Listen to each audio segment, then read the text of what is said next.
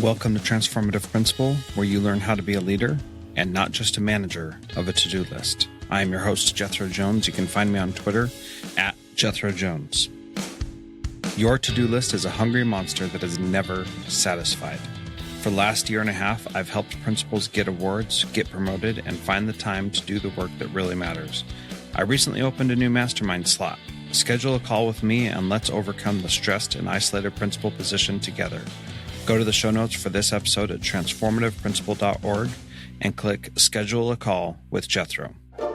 This episode is brought to you by John Catt Educational, a leading independent publisher with 6 decades of experience supporting teachers and school leaders. Learn about research-based, easy-to-use professional development books for your entire faculty by visiting us.johncattbookshop.com. This podcast is one of the podcasts that I recorded at FETC earlier this year.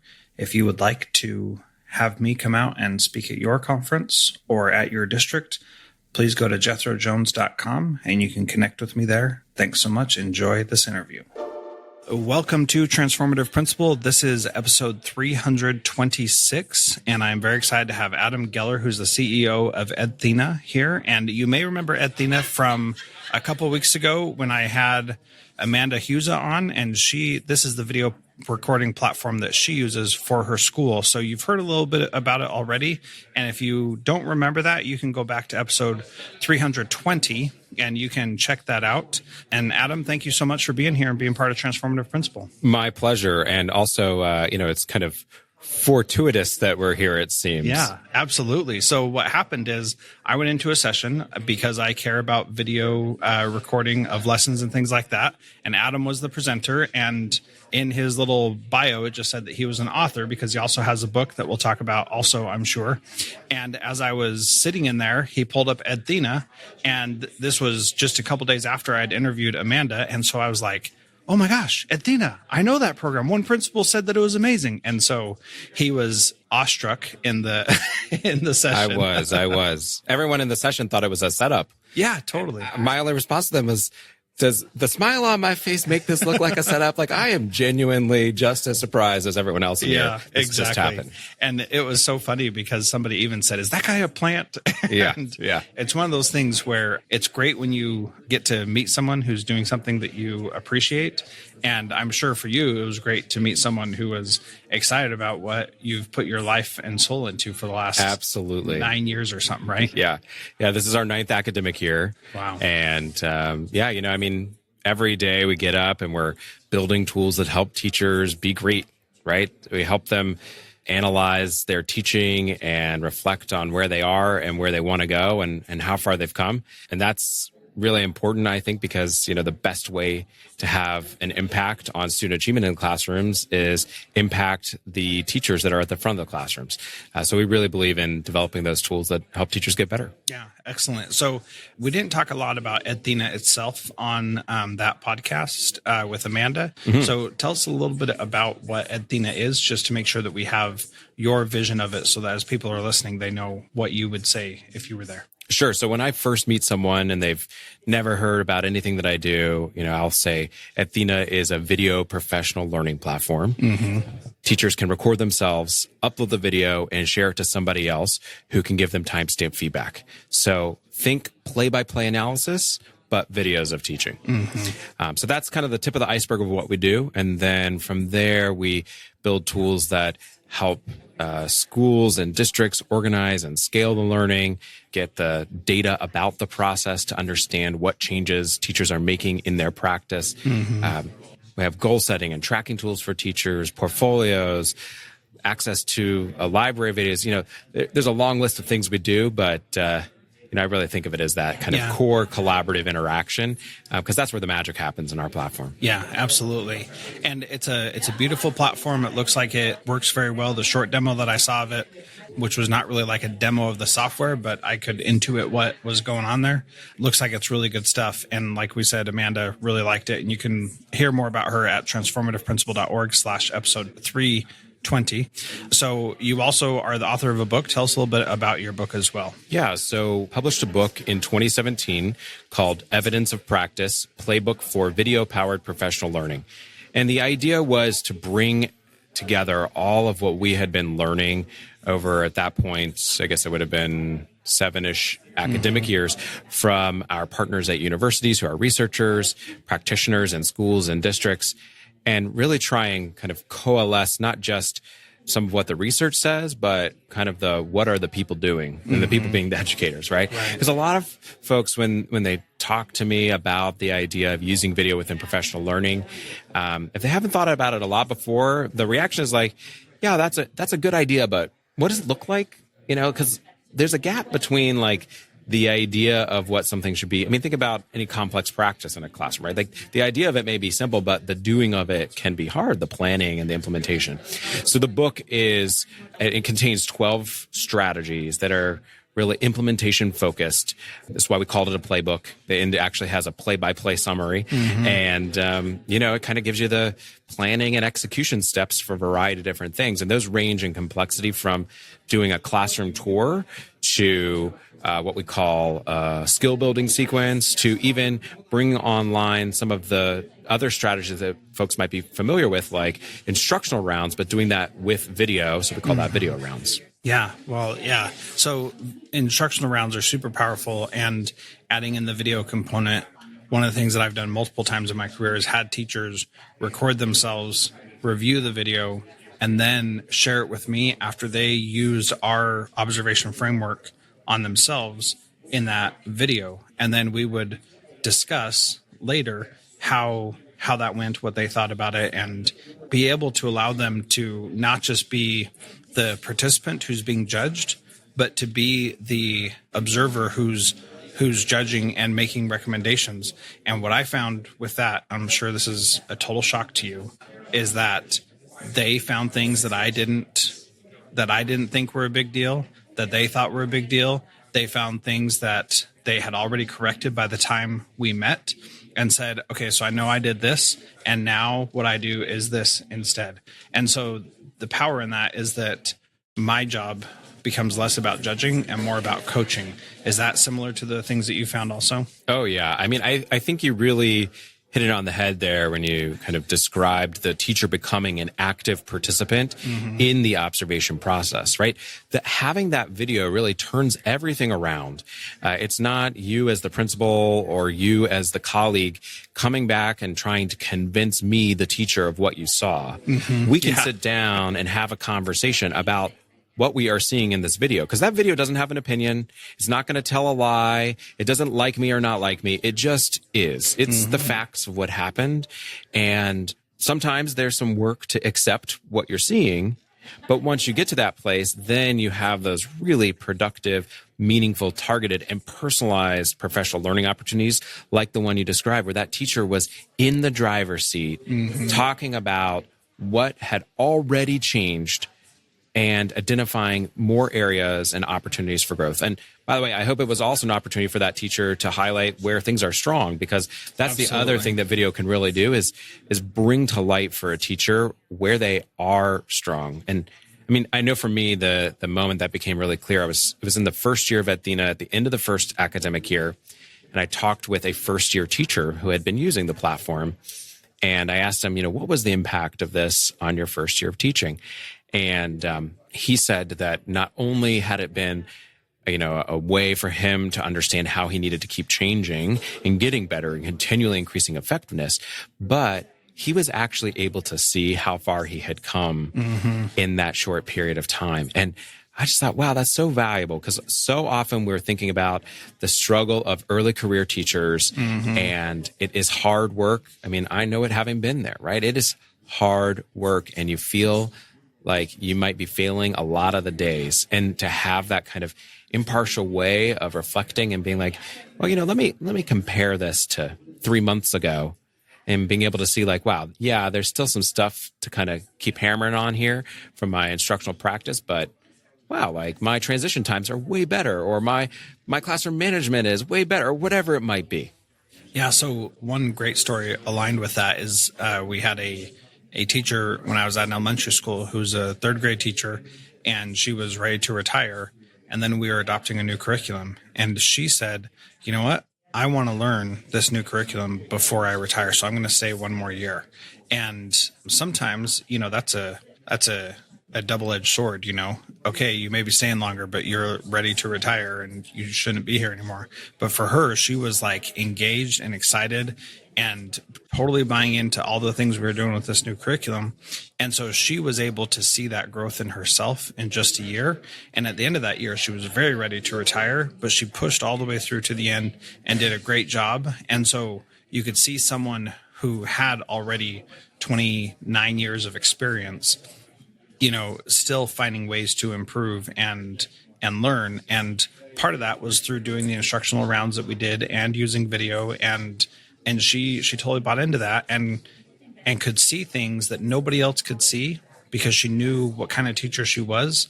And so she would see herself, like, for example, answering kids' questions for them and was like, why am I doing that? That's not the kind of teacher I am. Why would I answer that kid's question for them? They need to be the one to answer. And she couldn't see that with us observing because, you know, that wasn't something that we were focused on. But because she had her own expectations for herself, she could then figure that out on her own. And it became this really powerful thing for her to go out on a high note instead of, you know, go out before learning something new and being afraid of that thing. So, you know, it happens for new teachers like you were talking about and also for experienced teachers. John Catt Educational supports high-quality teaching and learning by providing publications that are research-based, practical, and focused on the key topics proven essential in today's and tomorrow's schools. Visit us.johncattbookshop.com to see the latest publications, whose exciting ideas include overcoming the extrovert ideal in our schools, creating bottom-up transformation that promotes buy-in from all educators, and improving formal and informal continuous learning opportunities for teachers. These books, used by educators of all roles across North America and worldwide, amplify fresh, engaging voices with practical strategies to create transformative change. Learn more in our show notes. What are the hesitations that people typically have with doing video in their classroom and recording themselves teaching? Sure. So, I mean, I think we first need to recognize and remind ourselves, even before I answer this question, that if we were all to, you know, reach into our pockets or our pocketbooks, we would probably find a 4K high definition video camera that with a push of a button could be recording. The reality is we live in a world with video cameras, so it is no surprise to any adult who is in the role of an educator today that we might be recording things in an educational context. What's been missing is the right tool sets to utilize video in a safe and secure way for professional learning purposes. So, I mean, I think, you know, the other piece here is not many people wake up in the morning and having never recorded themselves and suddenly like, I had a dream last night. I really want to be on video because I think I look so much better on video. Right? Like, okay, I'm not gonna lead you down a path that's not true here. Yeah. The reality is look, you've got to set up the situation so people understand that the video is for professional learning and not for evaluation, so that they can feel safe and secure with the process and build comfort with the technology. And I think it's that last piece that sometimes can get overlooked because sometimes resistance, whether it's recording yourself or using the new, you know, whiz-bang tech system, right? People don't want to fail at a technology thing and look and feel stupid. Yeah. So we think it's really important that educators have a way to practice the process in a low-stakes, easy-to-master environment. And so that's actually our recommended strategy in the book, the number one strategy in the book. And the number one thing I recommend to folks, I say, do a classroom tour. The reason this is so powerful is, first of all, you've turned the camera around away from yourself. You can practice the technology process of recording in your classroom and getting the video online. And yet, this is a valuable learning experience for the teacher to be able to articulate why the room is set up a certain way, how the physical space drives and impacts learning. And it also shares some of that setup with somebody who may or may not be able to visit in person when they are watching a video of your classroom. And that insight into how your classroom is set up can be really helpful because if you're looking at the reading corner and you don't know what the math center looks like, you're at a disadvantage.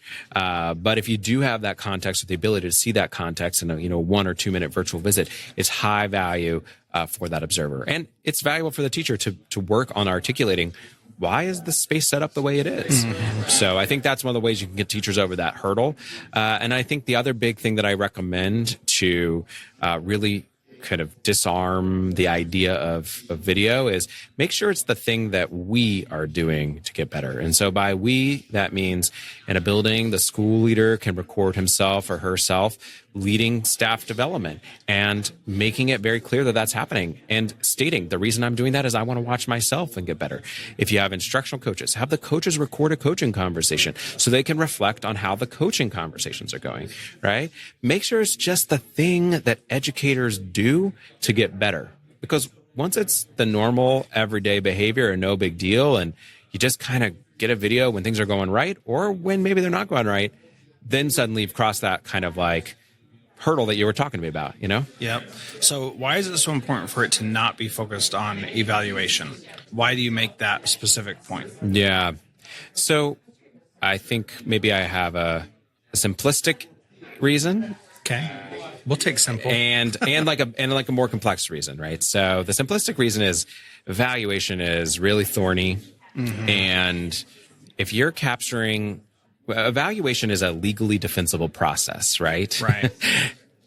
I don't think we need to be expecting teachers to capture a video of their classroom that is so perfect and so comprehensive that it is a legally defensible representation of their classroom. I think that's unrealistic, and it's just not fair. It's not to say that, I mean, there are research studies out there about using videos for evaluation, right? Like it's neither here nor there if it could be used for that. I just don't advocate that as the primary purpose. Now, interestingly, though, we do see a lot of folks, one district comes to mind in particular, where they have utilized Edthena for peer observations, and then they turn in a PDF of the comments transcript to serve as a replacement for an official evaluation in the evaluation process, right? So that they turn it around there because they keep the teachers in the driver's seat of that process. The real reason I think that the E word is one to stay away from, right? Is that, it kind of goes back to your other question. Like, how do you make people feel like they want to do this? Well, teachers have to feel safe and secure, right? They have to feel like if they do record themselves when they are needing to get better at something, that the act of recording it isn't going to be held against them, right? You have to make it okay to ask for help. And we want our schools to be places where it's okay to ask for help. Unfortunately, the realities of the evaluation process, no matter how we paint it or dress it up, just the way it's structured in our education system, that's not what our evaluation processes do, even in the most optimistic versions of evaluation, right? And so I think that's where I describe it as kind of like a separate tool set where the data can be plucked by a teacher, give them that power and that control, but the teachers can take data from their Edthena video reflection process and push it into their evaluation process if they would like. Yeah. Well, and I think what's really powerful about that is this idea that the teacher is in the driver's seat, and ultimately, this is what's so fascinating. They are the ones who are responsible for getting better. And too often principals take that on themselves and say, it's my job to make you a better teacher. And honestly, it's not. It's the teacher's job to be a professional and do the best that they can.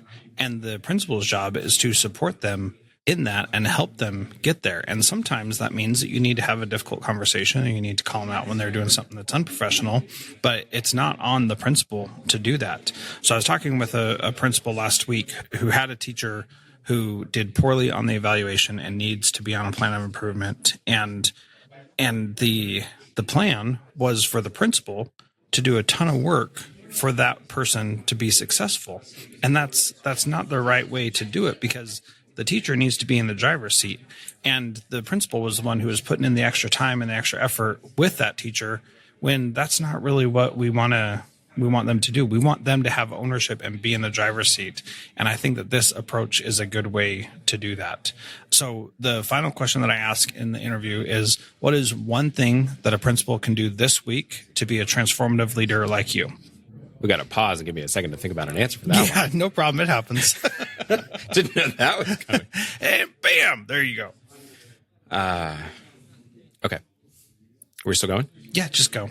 Either we'll edit that out or it'll stay in and people will know that it takes time to think about something. That's true. powerful. It's true. That's okay. Yeah. You can leave it in if you really want. It wasn't that long. The one thing I think that a school leader could do this week is they could talk about how they are working to be better as an educator in front of their teachers. Mm-hmm.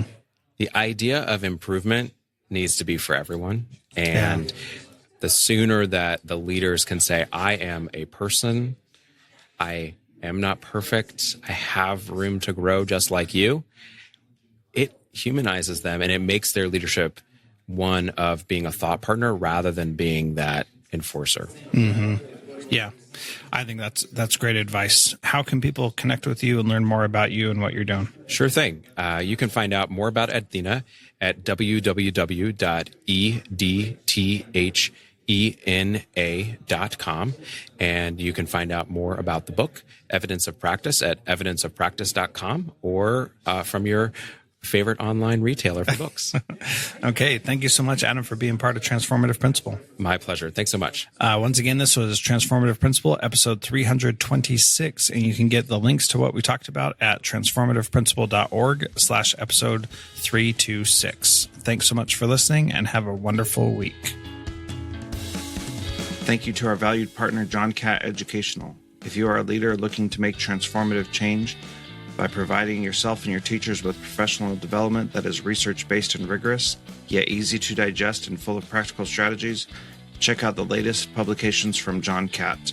Visit us.johncattbookshop.com to find information or learn more in our show notes.